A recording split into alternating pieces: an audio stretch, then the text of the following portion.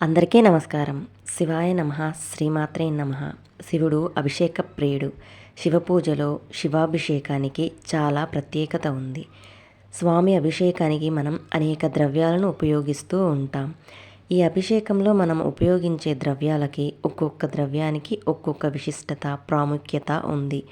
ఒక్కొక్క ద్రవ్యంతో మనం స్వామిని అభిషేకిస్తే మనకు ఎటువంటి ఫలితాలు కలుగుతాయి అనేది ఈ వీడియోలో తెలుసుకుందాం. చెంబుడు నీళ్లు స్వామిపై పోస్తే స్వామి సంతోషించి ప్రసన్నుడై మనకు సర్వైశ్వర్యాలు ప్రసాదిస్తాడని మనం నమ్ముతుంటాం. అదేవిధంగా శివార్చన, శివాభిషేకం చేయటం వలన సకల కోర్కెలు, అభిష్టాలు నెరవేరుతాయి అని మనకి పండితులు చెప్తుంటారు. నిశ్చలమైన భక్తితో స్వామికి ఒక్క చెంబుడు నీళ్లు సమర్పించినా స్వామి ప్రసన్నుడవుతాడు. అందుకే స్వామిని మనం భోళాశంకరుడు అని పిలుస్తుంటాం.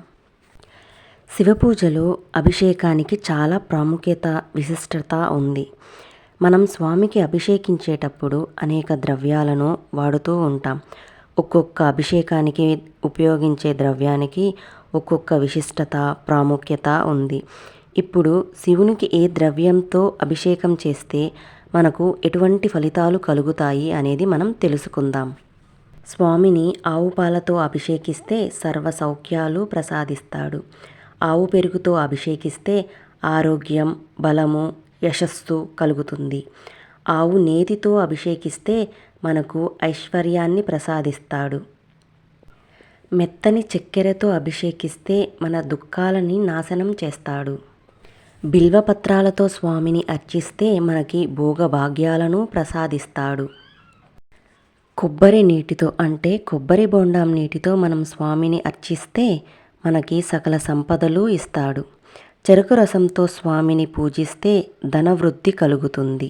విభూదితో మనం స్వామిని అభిషేకిస్తే మనకు ఎటువంటి అనారోగ్య సమస్యలు కలుగవు. అదేవిధంగా మన సకల పాపాలు స్వామి తొలగిస్తాడు. నువ్వుల నూనెతో స్వామిని అభిషేకిస్తే అపమృత్యు దోషం మనకు తొలగుతుంది.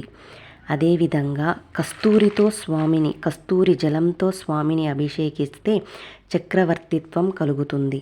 గరిక నీటితో మనం స్వామిని అభిషేకిస్తే మనం నష్టపోయిన ద్రవ్యం అంటే ధనం మనకి తిరిగి వస్తుంది.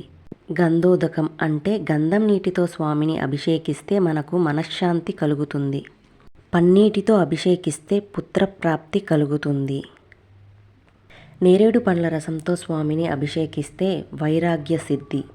అదేవిధంగా ద్రాక్షరసంతో స్వామిని అభిషేకిస్తే మనం చేసే ప్రతి పనిలో విజయం మనకి చేకూరుతుంది.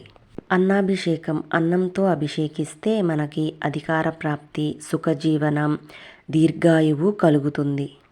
సువర్ణోదకం బంగారం నీరు. ఒక చెంబులో బంగారు ఆభరణాలను వేసి ఆ నీటితో స్వామిని మనం అభిషేకిస్తే ఘోరమైన దరిద్రం నుంచి మనల్ని స్వామి రక్షిస్తాడు. మన దరిద్రాన్ని నాశనం చేస్తాడు. ఖర్జూర రసంతో అభిషేకిస్తే శత్రునాశనం జరుగుతుంది.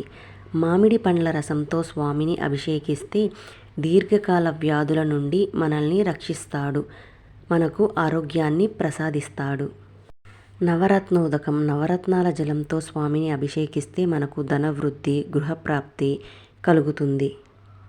పుష్పోదకం అంటే వివిధ రకాలైన పుష్పాలని ఒక చెంబు నీటిలో వేసి ఆ నీటితో స్వామిని మనం అభిషేకిస్తే మనకు స్థిరాస్తి పెరగటం, భూలాభం కలుగుతుంది.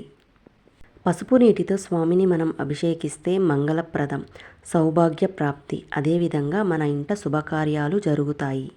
తేనెతో స్వామిని అభిషేకిస్తే తేజోవృద్ధి కలుగుతుంది. అదేవిధంగా ఆర్థికాభివృద్ధి కూడా కలుగుతుంది.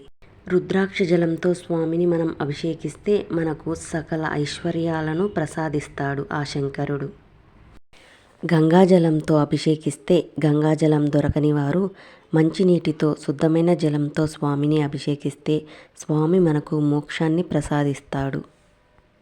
మనం ఇప్పుడు చెప్పుకున్న అన్ని ద్రవ్యాలతో స్వామిని అభిషేకించలేకపోయినా మనస్ఫూర్తిగా నిశ్చలమైన భక్తితో స్వామికి మన మొరని చెప్పుకొని ఒక చెంబెడు నీళ్లు ఆయన మీద పోసిన ఆ పరమేశ్వరుడు సంతోషించి మనల్ని అనుగ్రహిస్తాడు. అదేవిధంగా ఏ ఇంట ప్రతినిత్యం శివపూజ, శివార్చన, శివాభిషేకం, శివనామస్మరణ జరుగుతుందో ఆ ఇంట సకల దేవతలు కామధేనువు రూపంలో ఇంటి ముంగిట కొలువుదీరు ఉంటారు. అదేవిధంగా సకల కోర్కెలను నెరవేర్చే కల్పవృక్షం ఆ ఇంటి పెరటిలో మల్లెతీగ వలె ఉంటుందని మన పెద్దలు మనకి చెప్తూ ఉంటారు.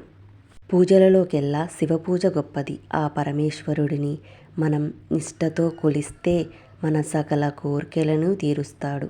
హరహర అంటే పలికే పరమేశ్వరుడికి మనస్ఫూర్తిగా మనం ఒక చెంబుడు నీళ్ళని సమర్పించినా పరమేశ్వరుడు మనల్ని అనుగ్రహిస్తాడు. ఓం నమః శివాయ. శివాయని నమః. నీ దయ తండ్రి. ఈ వీడియో గనక మీకు నచ్చినట్లయితే లైక్ చేసి, షేర్ చేసి, కామెంట్ చేయండి. ఈ వీడియోపై మీ సలహాలని, సూచనలని మాకు తెలియజేయండి.